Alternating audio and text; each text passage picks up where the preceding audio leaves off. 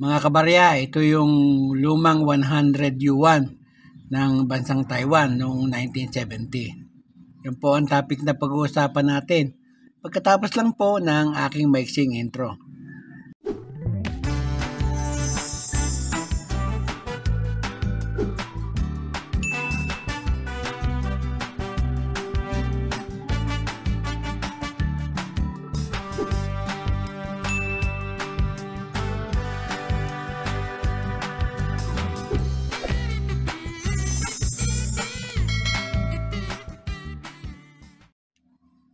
Isang magandang araw po sa inyong lahat, bagamat katatapos ng bagyo. Kumusta po kayo?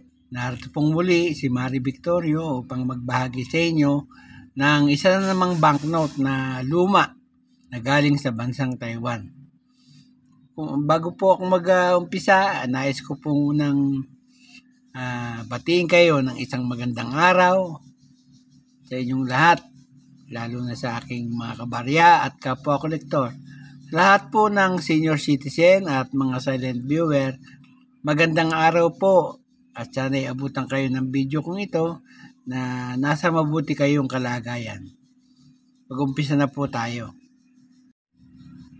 Ito po nga ay isang lumang banknote ng bansang Taiwan. Yan po, makikita ninyo. Ito po ay series, ng pangalawang series ng kanilang 100 yuan. Kung tawagin po ay Yuwa series. Yan po. Sa obverse na bahagi po ay makikita natin ang portrait ni Dr. Sun Yat-sen. Yan po. Nasa bandang kaliwa na nakaharap sa atin. Ang kanyang larawan. Tapos po ay mayroong mga Chinese lettering. Yan, nakasulat. Ang ibig pong sabihin ay Republic of China, 100 yuan, Bank of Taiwan. The 59th year of the Republic of China. Yan po ang ibig sabihin ng mga Chinese lettering na makikita ninyo.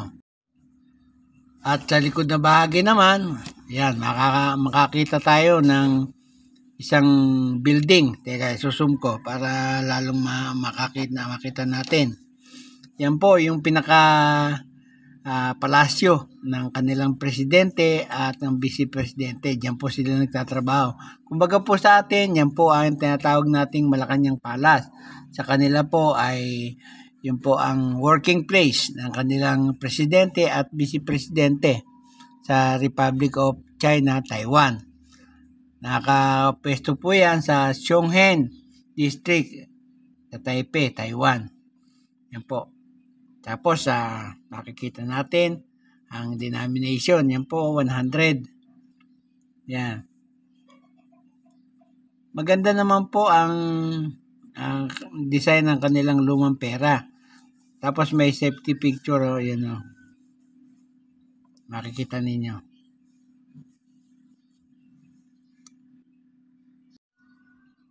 Ito nga pong pera to ay nagmula sa bansang Taiwan. Yan po ang issuing bank po niyan ay Bank of Taiwan. Yan po. Ang panahon ay Republic. Simula 1949 hanggang sa kasalukuyan. Standard circulation banknote po yan. Ang taon sa kanilang kalendaryo ay year 59. Samantalang sa atin sa Gregorian calendar, 1970 po. Yan po ang ating Gregorian calendar. Yung kasing ginagamit nilang kalendaryo ay Chinese Republican. Ang value po ay 100 yuan. Ang currency po nila, tinatawag na new dollar. Ang composition po niyan, papel. Ang sukat po ay 166.5 by 72 mm. Kaya po ang hubog ay parehaba o rectangular. Na-demonetize na po yan noong July 1, 2002. Pero nag-iwan po ng number na N-number 219725 at reference number na P-number 1981. Dito po sa numista ay may presyo na po yan.